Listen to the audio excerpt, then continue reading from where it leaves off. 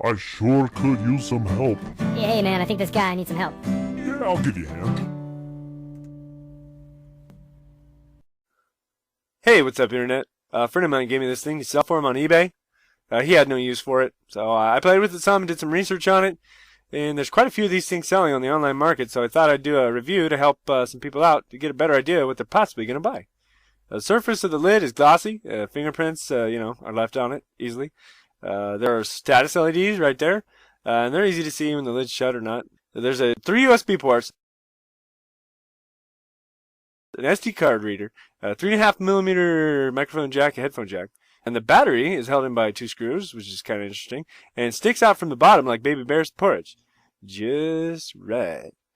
When you first open it up, it's fairly sturdy, and if you give it a good shake, the lid stays in place. It's not bad. It takes about 40 to 50 seconds to boot, and about another 10 seconds on top of that to be on the web, given that you have your internet stuff configured. During the boot sequence, you're given an option to press F1 to update the system. If you so choose to press F1, you'll be asked for a password, and since I don't have the password, I can't update the system, I guess. The stats at boot read 248 megahertz, 128 megabytes of RAM, and I'm not sure, if there's a front side bus speed, but, like what that would be. But it probably doesn't help you anyway. I think they call this specific one, even though it says 248 megahertz, I think they still call it a 300. I'm not sure, but I think so. It's got a word processor, a spreadsheet program, an image viewer, a PDF viewer, a video player, a POP3 email dealywhopper, like a MS Outlook right there. There's a PowerPoint viewer, an Internet Explorer, Windows Media Player for MP3s and videos, and it was limited though. And there's RAR for unzipping stuff, zip documents, compressed. And there's a messenger, I think it's MSN Messenger, or the same account. And then there's your recorder. And of course, all of that is coupled with a whopping 2 gigabyte flash hard drive. Whoa. Okay. And now the moment you've all been waiting for. Pros. Cons. Pro.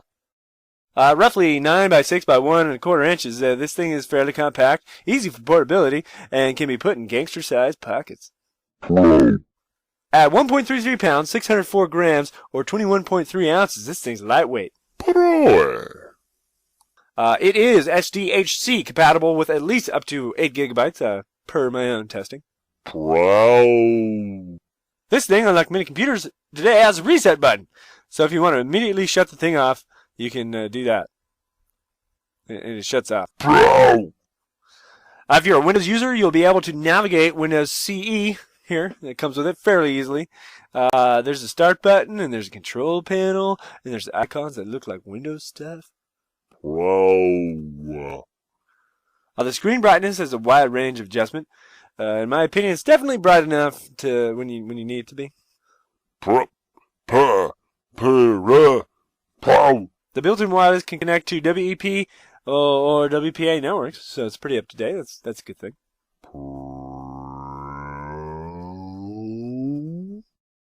Download's fairly fast. I downloaded this 1040EZ PDF document off the internet, the IRS, website, and so there you go. You can see that. And don't forget to do your taxes. Pro. There's an auto dim feature. If you let the thing sit for a while, it dims the screen all the way down to its dimmest setting, and when you touch the thing, it brightens back up. Pro. Battery life seems to be fairly good. I did not time it exactly, but it lasted about 2 hours and didn't die or go under 30%.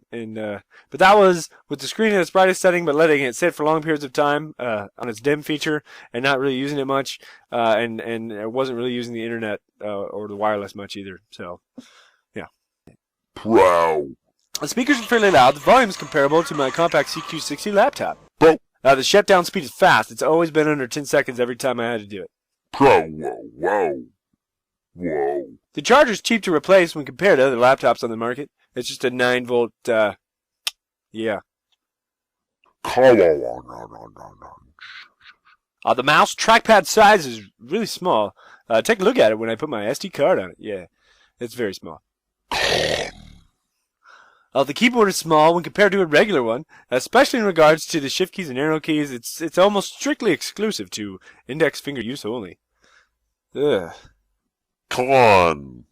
When typing, it's frequently there's a lag time when you actually get to see the letters go onto the screen after you've pressed the button. It's kind of weird. Con. Shutting the screen lid does absolutely nothing to it other than shut the lid. It just stays on. It doesn't even, ugh. Con. Only one USB port out of the 3 seems to actually be of use with flash drives and memory card readers and stuff like that. So the 2 on the side only seem to provide power. It's kind of weird. Con. The video player called Core, it's choppy and slow, really slow with like a normal quality video at 640 by 480, even at 20 frames per second. But if you have like a low quality 320 by 240 at 150 kilobytes per second data rate, it's okay. It's all right. Con. The image viewer is slow. Watch me pull up a 1 megapixel image from a USB card reader. Yeah.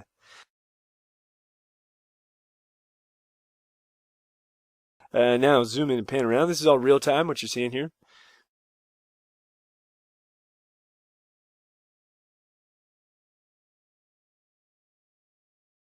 So that's it.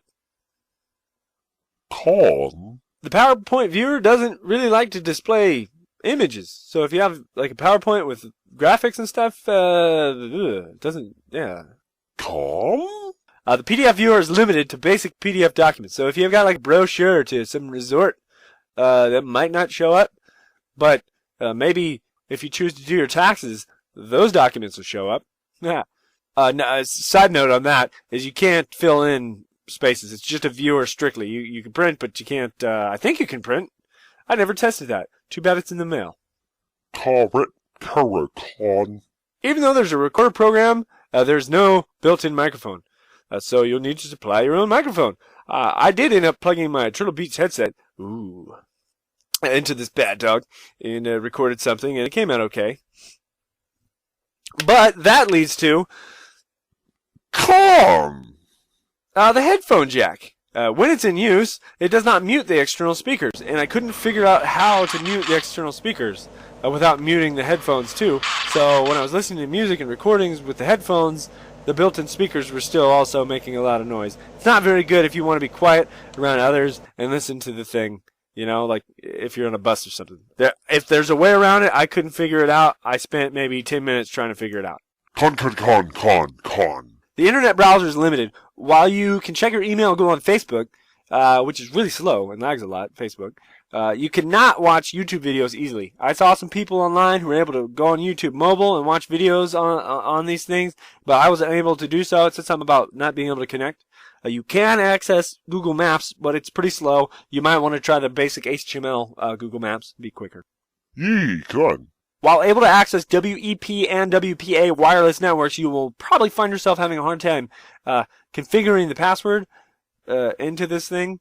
It's not exactly like other versions of Windows. You just gotta like double-click places, I guess, that you normally don't double-click. I don't know. I had a little bit of a hard time doing it. Con. There's no VGA port at all. That's bad. Other than that, there's no VGA port. Con. While the charge is easy to replace, monetarily speaking, the cord length is kind of short. It's 4 feet long. Ugh. Con. And finally, there is no tab browsing. You can't use tabs on this. There's no tab browsing on the internet browser. If you can upgrade it, I'm not sure. But, all right.